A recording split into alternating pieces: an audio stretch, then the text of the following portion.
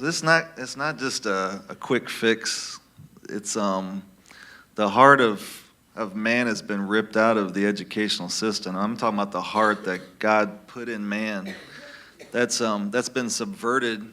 Secular humanism has tried to discover a way to function without a set of transcendent truths.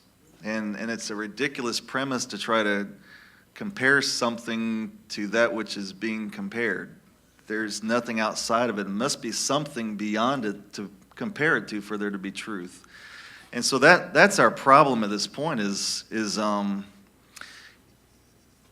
slowly but surely the heart of God in the heart of man has been taken out and tried to be replaced with something, but we see the results of it.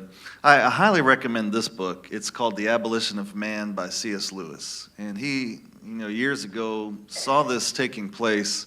He's an amazing mind that can look at the entire spectrum and say, here's where we went wrong. And if we continue this way, this will be the end result. And his intellect is impeccable, so he appeals to the whole range of thinkers. But, he even speaks of the transcendent truth. And I look for this. I'm a literature teacher, and so I teach literature. And I see truth conveyed in many different forms. It's the same truth, but if Joseph Conrad says it, who didn't believe in God, or Sigmund Freud says it, who didn't believe in God, it's still a truth. They just misapplied it. There are certain truths that are transcendent. And you can look, this is going to get kind of deep and philosophical for a second, but just to lay a framework. So, our country was founded on transcendent truth. You can trace it back. The Oriental mind would call it the Tao. It's translated roughly as the way. It's interesting that Christ came and said, I am the way. There is the way, not a way. And we have gotten away from the way. We've gotten away from the way. And we need to get back to the way. The Jews called it the law. Plato called it the first principles. Star Trek calls it the prime directive, whatever you want to call it. There's even the Hindu have, it's hard to pronounce, it's spelled RTA. It's something like Arat, sometimes translated as Dharma. There is something deeper than who we are that makes us human. And once we try to step outside of that way and try to construct something different, we run into big trouble.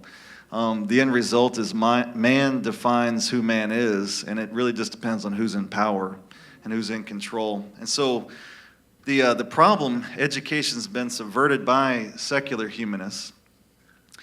But the other problem is there hadn't been any coordinated or inspired response to that. And I guess that's what I'm calling for, is a coordinated, inspired response to the taking over of our educational system by humanism. I would say it has to come from every level. And that's why Rich last night, that shook me.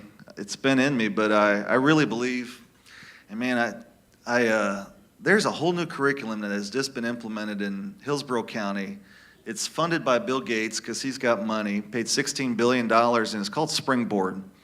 And essentially, and I'm a pretty passive person, but when this curriculum was instituted, I taught ninth grade I taught it for 22 years, and this curriculum was given to us, and I made it known that I was in firm disagreement. I couldn't do it. I really couldn't. I wrote a 3-page letter to everybody in the county.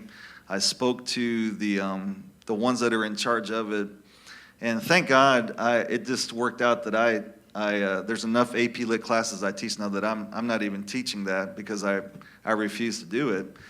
But essentially what's happened is it's teaching kids, it's disconnecting from those transcendent truths, and it is all about skills. Critical thinking, there's no connection to anything that means anything except how well can you cover the situation. Let me read this quote before I run out of time. Here's what we've done in our system. It says, a persevering devotion to truth, a nice sense of intellectual honor, cannot be long maintained without the aid of something deeper. all the time, this is the tragic comedy of our situation. Our educational system continues to clamor for those very qualities we are rendering impossible. You can hardly open a periodical without coming across the statement that what our civilization needs is more drive, or dynamism, or self-sacrifice, or creativity. In a sort of ghastly simplicity, we remove the organ and demand the function. We make men without chests and expect of them virtue and enterprise. We laugh at honor and are shocked to find traitors in our midst. We castrate and bid the geldings be fruitful. That's the condition of our educational system at this point. And that's powerful. We have intellectuals that appear to have large heads because their brains are so huge. Their heads only look big because their chests have become so small. It's based on proportion. And I say we are not mental creatures. We are spiritual creatures. The core of who we are springs from this source, and that's what we have to get back to. So I call for those to run for school board. I call for curriculum writers, and I believe I'd like to partner with you. It's in me. I've been asking. There's teachers at school that say, tell us what you've been doing, and I think that's going to happen.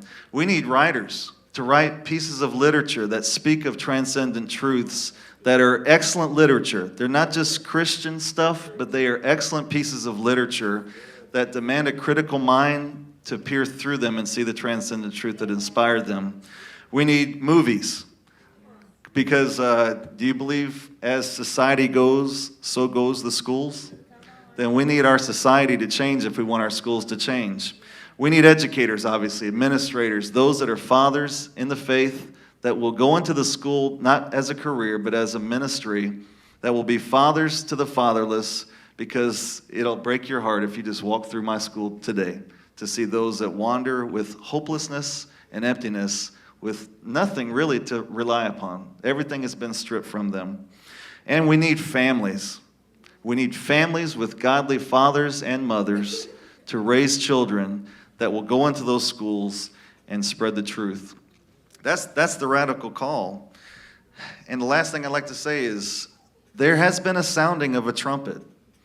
But 1 Corinthians 14:8 says, if there's a trumpet sounded and the meaning of it is unclear, then who will go to battle? So I call on those apostles, the apostolic leaders. You must sound the trumpet, but there must be a coordinated, inspired effort. There must be a plan. Like Rich said, if all we're doing is maintain until by and by in the sky, our children are going to suffer. We've got to take this. We don't know when Christ is coming back, but I tell you what, our system has been taken, and unless we take it back, and I'm not talking just little efforts here and there, I'm talking a strategy. For the next 50 years, for the next 100 years, we will move in this way. We need to train our young people to have a passion for our schools. We need parents to be volunteers in schools, so that it's not just helping. It is taking the atmosphere of the kingdom into the school, and that will change things. So that's about it. Praise God. Thank you.